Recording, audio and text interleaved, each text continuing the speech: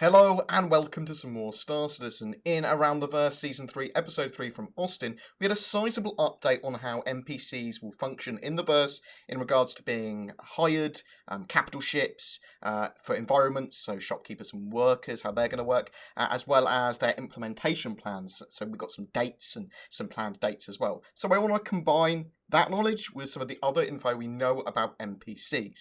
So NPCs will have quite high level roles in the universe too, not just as walking around on planets. They'll maintain the living, breathing universe and balance the economy. The plan is to have approximately 9 NPCs for every one player in the universe. This is all linked together with subsumption, economy, and the mission system that basically will dynamically create missions for NPCs and players based on the needs of universes, planets, universes, systems, planets, and all that sort of stuff in the verse. They also crew player ships, those NPCs. They own their own ships. They have lives on planets. They can be shopkeepers and entertainers.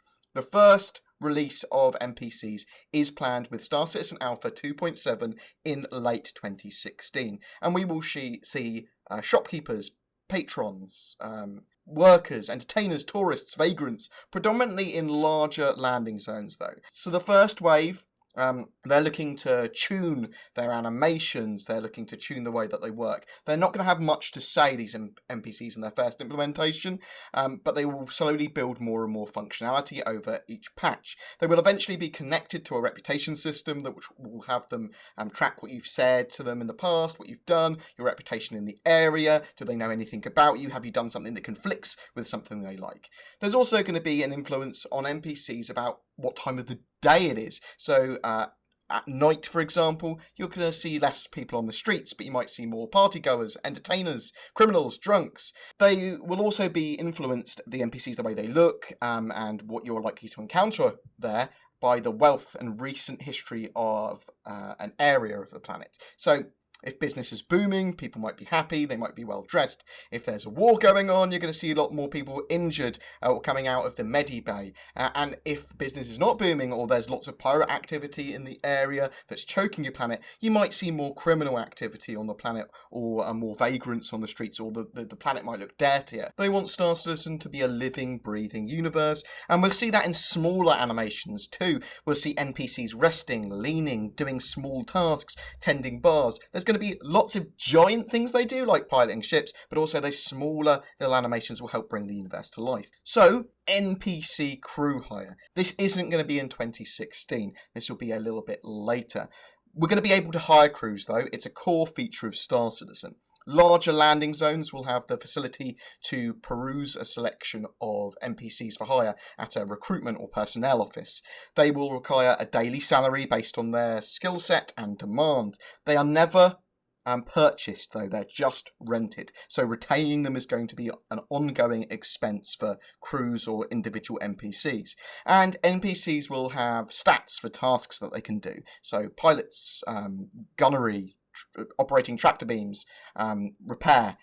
They also may track the aggression, intelligence, and other psychological aspects, or other factors with NPCs that you might not be able to see. So they'll work out how likely they are to react in certain situations that won't be stats-based in the same way. Mostly they will specialise in a single area, though, NPCs. There will be some notable exceptions to that, though.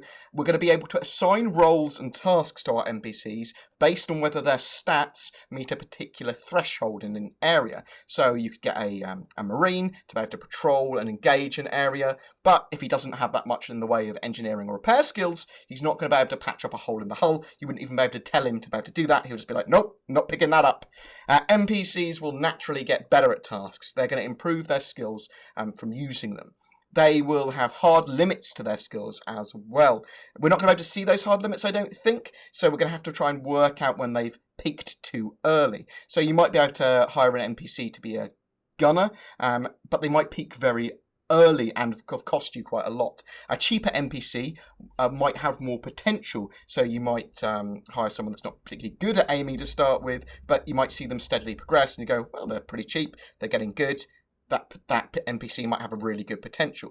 It's going to be quite an expensive and time-intensive process to really nurture your crews. The system requires that care and attention to craft the specific crew that you might want in a particular situation, and NPCs that are extremely good at roles will exist in the universe, but you're going to have to discover them, and they're unlikely to be found in the local recruitment offices. You're going to have to really, really look around. Some recruitment or NPCs joining you will be conversation-based. They might like what you said or not like what you said. If you buy them enough drinks at the bar, they might join you on the cheap. These NPCs are going to be more risky, the ones that you find, but they might have more long-term reward. They might be multidisciplined or have higher potential, but they might not. I mean, it's still going to be a bit of a guessing game. We're going to have to wait and see exactly how that's implemented.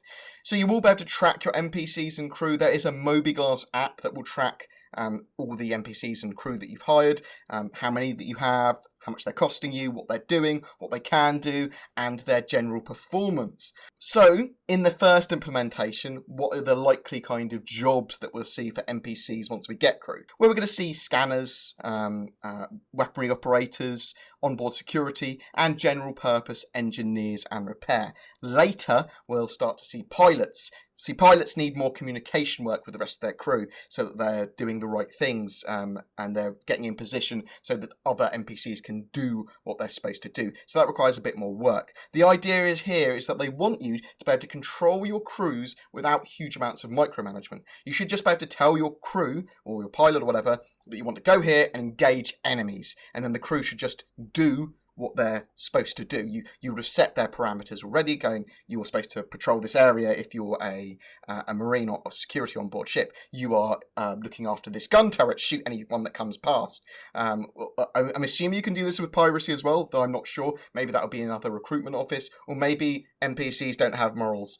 A doctor, for example, would auto-heal in their zone of influence if you've told him to do that. Stay in the medical bay, he'd heal anyone that came in. Pilots need to know what you want them to go towards, if your flight plan changes, when do you want them to break off from an engagement, that sort of stuff. So they require a bit more work. Engineers as well would be able to be given priorities of what to fix. Do they fix the engines first? Do they patch up holes in the hull first? What is their area of influence? That sort of stuff is going to be quite important. But will we be able to hire huge crews for capital ships and that sort of stuff? At the moment, they're currently focused in bringing the smaller crews or individual crewmen into the game that we can hire and that will be usable. So this is going to be a little bit of a longer term goal with the large crews. Their current thinking on large crews is that we will be able to hire dozens or more of NPCs at a time by hiring a base crew from a recruitment agency. You'd basically specify if you wanted a full or skeleton crew and the average level of competency, how good they are. Then you'd be able to also go with that crew immediately, or you could also hire some individual NPCs to augment that crew, basically placing some talent or officers effectively within them. So officers here is just a term for senior or more talented crew that you've individually selected to enhance your capital ship. They will kind of want NPCs to matter to you. It's going to take time and effort for you to find quality NPCs and to grow them skills-wise. You're going to get attached to them. So they are considering insurance for NPCs too. That would be a cost based on their abilities. Not entirely sure how that's going to work. I want to know if they're going to actually be able to die permanently and that sort of stuff. If you'd like to learn more about the plans for the Star Citizen economy as well, please check out the video that I've done on that. There will be a description on the top right of the screen, but also in the description below. Of how to get to all that. Anyway, that was basically just a quick update on the NPC side of Star Citizen and their current thinking for everything. So, as someone said on Reddit, they're basically like Pokemon now, and you're going to be able to get large crews for capital ships. You're going to be able to get senior officers and NPCs that you get attached to, and we're going to be able to augment our capital ships with these officers. I think that's all really exciting. On a smaller scale, it's going to also mean that some captains will have extremely powerful small NPC crews for their constellations, their caterpillars. And really at any level, it gives more of an option for solo players or smaller groups of players, smaller organisations to be able to manage a capital ship, which is going to be an important thing in the verse to give people more options. I'm interested in how insurance will exactly work for NPCs. Can they still die, or you decide not to hire them as an ongoing expense? Will they return into the verse, or will they cease to exist? Will NPCs have a sense of preservation? Will there be like some sort of loyalty stat, which I don't want them to turn against you or anything, but I do want them to go, this fight isn't going well, I'm going to use an escape pod, and that could be based on a loyalty thing, whether they go down with the ship or not, because no one's going to want to go down with the ship, especially if they're employed as a mercenary. But we shall revisit this topic again in the future once we have more information. I am exceptionally excited for Star Citizen 2.6 and 2.7. They should add a lot into the verse. Please don't forget to like and subscribe, guys. That really genuinely does help me. We've got a lot of stuff on 2.5 at the moment. Check out my channel for that. If you'd like to win a Dragonfly as well, just comment on any of our Star Citizen content throughout the month of August. And if it's not August anymore, then we will most certainly have a similar giveaway in a similar vein. Just comment on our videos during that particular month. But check it out. Check out our channel. Check out all the things. Thank you very much for watching. I will see you in the verse.